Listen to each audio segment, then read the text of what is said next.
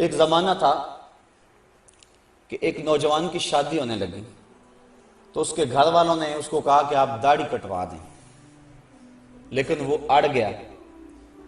اس کے گھر والے میرے تک پہنچے کہ یہ آپ کے درس وغیرہ سنتا ہے تو آپ جو ہے وہ اسے سمجھائیں کہ یہ داڑھی منڈوا دے۔ میں نے کہا اس میں کیا حرج ہے داڑھی میں؟ تو کہنے لگا کہ وہ اس کا بھائی بھی کہنے لگا یہ میرے سے چھوٹا ہے لیکن داڑھی کی وجہ سے مجھ سے بڑا نظر آتا ہے۔ میں نے کہا یہی تو حضور کے سنت کا کمال ہے کہ سنت چھوٹوں کو بھی بڑا بنا دیتی ہے۔ تم کہتے یہ بڑا نظر آتا ہے، یہی تو سنت کا کمال ہے، سنت عزت دیتی ہے اور بڑائی دیتی ہے۔ میں نے کہا میں تو پتہ نہیں کتنے درسوں کا نتیجہ ہے اور اللہ سے کتنی دعائیں مانگتا ہوں اپنے سامعین کے لیے کہ یا اللہ جو میں کہوں ان کے دل میں اتار دے۔ تو میں نے جس کو خون جگر سے سینچا ہے کیا تمہارے کہنے پہ اس کو روک دوں؟ یہ کیسے ہو سکتا ہے؟ میں نے کہا میں تو اس کو تھپکی دوں گا کہ جمع رہنا، ڈٹا رہنا، تیرے اوپر اللہ اس کے رسول کا سایہ رہے گا۔ تو یہ کیسا ماحول آ گیا، کیسے حالات آ گئے ہیں۔ لوگ کہتے ہیں کسی کو مسیتڑ کا تانا، وہ فلاں تو مسیتڑ ہو گیا، کسی کو کچھ کہہ دیا، کسی کو کچھ کہہ دیا۔ تو بعض اوقات ایسا ہوتا ہے کہ کوئی شخص جس نے سنت رسول چہرے پہ رکھی ہے اس سے کوئی ناسزا کام سرزد ہو جاتا ہے تو ہمارے معاشرے میں جھٹ جو ہے وہ اس کے اوپر حملہ ہوتا ہے۔ وہ جا رہا تھا نا وہ بندہ سائیکل پہ، تو لمبی لمبی اس کی داڑھی تھی تو وہ بریک نہ لگی تو وہ کسی میں سائیکل لگ گیا۔ اس نے کہا اتنی بڑی داڑھی رکھی ہوئی ہے، اس نے کہا یار داڑھی ہے بریک تو نہیں ہے، یعنی اس کا تعلق کیا ہے بریک سے؟ لیکن ہمارے معاشرے کے اندر سنت کو خفیف جانا جاتا ہے اور جس کے نتیجے میں اللہ تعالیٰ کی طرف سے ہمارے اوپر یہ وبال ہے کہ ہم ہر وقت مشکلات اور دکھوں میں مبتلا ہیں۔ حضور نے فرمایا عرب جب تک امامے کا التزام رکھیں گے دنیا پہ غالب رہیں گے، اور جب امامہ چھوڑ دیں گے تو ان کا غلبہ دنیا سے ختم ہو جائے گا۔ اور آپ دیکھ رہے ہیں جب سے انہوں نے یہ لباس اتار کے وہ اپنا الگ سا قومی لباس بنا لیا تو ان کا رعب زمانے سے ختم ہو گیا۔ تو سنت کے دم سے رعب ہے۔ اور فرمایا الامائم تیجان العرب، امامے تو عربوں کے سر کا تاج ہے۔ اور جب بدر کے دن فرشتے نازل ہوئے تھے تو ان کے سروں کے اوپر امامے بندھے ہوئے تھے۔ اس طرح داڑھی شریف یہ حضور علیہ السلام کی سنت ہے۔ خسرو پرویز کے دو قاصد حضور کی خدمت میں آئے لیکن ان کی منڈی ہوئی داڑیاں اور بڑی ہوئی مونچھیں حضور کے سامنے جب آ کے بیٹھے تو حضور نے فرمایا یہ تم نے کیا شکل بنا رکھی؟ تو انہوں نے کہا ہمارے خداوند خسرو پرویز نے ہمیں داڑھی منڈانے کا حکم دیا۔ تو حضور علیہ السلام غصے میں آ گئے، فرمایا تمہارے جھوٹے خدا نے تمہیں داڑھی منڈانے کا حکم دیا اور میرے خدا نے مجھے داڑھی بڑھانے کا حکم دیا۔ تو ترغیب دی، بلکہ یہاں تک ایک تو ہے کہ داڑھی نہ ہو، دوسرا ہے کہ سنت کی مقدار تک نہ ہو۔ لیکن حضور کا فرمان سنیے اور ذرا اس پہ غور کیجئے۔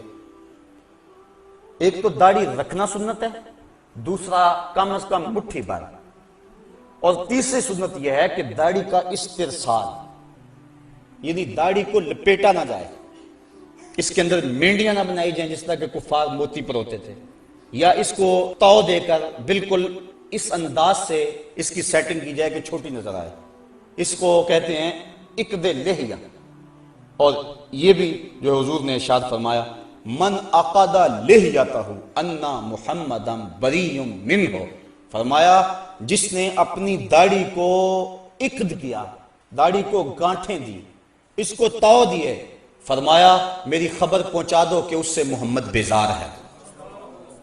تو نہ صرف یہ کہ اس نے داڑھی رکھی ہوئی ہے اور ہے بھی وہ مقدار سنت کے مطابق، لیکن اس کو تو دیتا ہے، تو حضور نے بیزاری کا اظہار کیا۔ اور جو حضور کی سنت کو ہی قطع کرتا ہے اور زبان سے وہ دعویٰ کرے کہ میں عاشق رسول ہوں، تو یہ کس طرح اس کے دعوے کو قبول کیا جائے گا؟ مرزا قتیل دہلی کا بہت بڑا شاعر تھا اور فارسی اس دور میں قومی زبان تھی، بعد میں ریختی آئی، پھر اردو۔ ایران کا کوئی شخص تھا جس نے مرزا قتیل کے اشعار پڑھے تو بڑا خوش ہوا، دل میں ارماں جاگا کہ میں اس کی زیارت کر کے آؤں کہ وہ بڑا صوفی مزاج کوئی بزرگ ہے، کیونکہ شعروں کے اندر جو مضامین تھے وہ صوفیانہ تھے۔ وہ سفر کر کے جب پہنچا، گھر کے دروازے کو دستک دی، انہوں نے کہا کہ مرزا صاحب حمام پہ گئے ہیں، تو وہ پیچھے حمام پہ چلا گیا۔ تو وہ حجام کے سامنے بیٹھ کے اپنی داڑھی کٹوا رہا تھا، منڈوا رہا تھا۔ اس کے ذہن میں کوئی اور نقشہ تھا، کوئی اور تصور تھا۔ جب اس نے اس حال میں دیکھا تو کہنے لگا مرزا یہ کیا کر رہے، داڑھی تراش رہے؟ تو وہ شاعر تھا، اس نے کہا کہ میں داڑھی تراش رہا ہوں، اپنا ہی منہ چھیل رہا ہوں، کسی کا دل تو نہیں تراش رہا۔ تو اس نے کہا کہ یہ تو سمجھتا ہے میں کسی کا دل نہیں تراش رہا، یہ تو حضور کا دل تراش رہا ہے، یہ تو حضور کو تکلیف پہنچا رہا ہے۔ بس بعض کا کوئی ایک جملہ بھی ایسا ہوتا ہے کہ وہ دل پہ اتر جاتا ہے، تو فوراً وہ چیخ مار کے بے ہوش ہو گیا اور گر پڑا، اور جب ہوش آئی تو مرزا قتیل نے کہا تعال اللہ چشمم باز کر دی، مرا با جانے جاں ہم راز کر دی، تو نے تو میری آنکھ کھول دی اور مجھے یار کی چوکھٹ تک پہنچا۔ تو سنت کا اتباع، اور یہ صرف داڑھی میں ہی نہیں ہے، صرف امامے بھی نہیں، یہ لباس کی سنت ہے، اس کے علاوہ حضور کا جو عمل زندگی ہے، ساری زندگی حضور علیہ السلام نے کسی کو تکلیف نہیں پہنچائی، دکھ نہیں دیا کسی کو، غریبوں، بیواؤں اور یتیموں کی مدد کرتے تھے، اور بوڑھی عورتوں کا سامان اٹھا کر کے حضور جہاں وہ کہتی وہاں اتار آیا کرتے تھے، وہاں رکھ آیا کرتے تھے۔ یہ سارے حضور کے طریقے ہیں، اور ان طریقوں کو اپنانے والا حضور کا محبوب ہوتا ہے۔ حضرت مجدد الفسانی علیہ رحمہ فرماتے ہیں کہ حضور کی سنت کے اتباع سے بڑھ کر خدا تک پہنچانے والا کوئی اور وظیفہ نہیں ہے۔ سب سے بڑا وظیفہ جو اللہ تعالیٰ تک پہنچاتا ہے بندے کو، وہ حضور کی سنت کا اتباع ہے۔ اس لیے حضرت خواجہ بزرگ شاہ نقشبند بخاری علیہ رحمہ آپ فرماتے ہیں کہ ہمارا کام سنت کا احیاء کرنا ہے اور شریعت کو رواج دینا ہے۔ ہم دنیا کے اوپر پیری مریدی کے لیے نہیں آئے ہیں، ہم تو اللہ اور اس کے محبوب علیہ السلام کے نظام کو رائج کرنے اور حضور کی سنت کو عام کرنے کے لیے آئے ہیں۔ تو حضور کی سنت کا اتباع ہر معاملے میں اور ہر حال میں یہ ہمارے اوپر ایک تو لازم ہے۔ اور آج جس معاشرے میں ہم جی رہے ہیں، یہاں سنت کی تو پرواہ نہیں کی جاتی، سنت کیا فرضوں کی پرواہ نہیں کی جاتی۔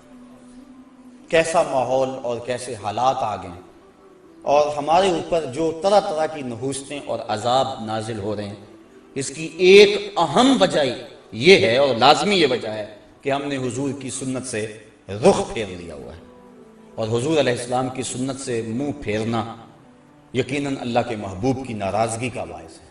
امام قرطبی نے ایک روایت نقل کی ہے، آ جا کے سہارا تو یہ ہے نا کہ حضور شفاعت کریں گے، لیکن حضور فرماتے ہیں جس نے میری سنت سے منہ موڑا کل قیامت کے دن میں اس کی شفاعت نہیں کروں گا۔ یہی تو ایک سہارا ہے، اور اگر حضور نے بھی شفاعت نہ کی تو بتاؤ کہ ہمارا آسرا کیا رہ جائے گا۔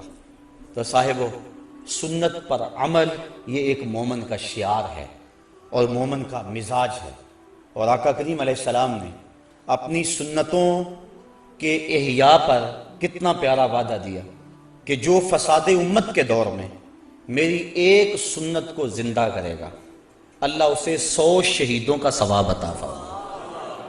ایک شہید کا درجہ تھوڑا نہیں ہے، اس کے خون کا قطرہ زمین پر گرنے سے قبل اس کے سارے گناہ معاف کر دیے جاتے ہیں۔ اس نے اپنی جان جیسی متاع عزیز وار دی ہوتی ہے، لیکن جو سنت پہ حامل ہوگا تو اس کو 100 شہیدوں کا ثواب ملے گا، اس لیے کہ سنت پہ عمل کرنا فساد امت کے دور میں انتہائی مشکل ہے۔ نفس روکتا ہے، معاشرہ روکتا ہے، گھر والے روکتے ہیں،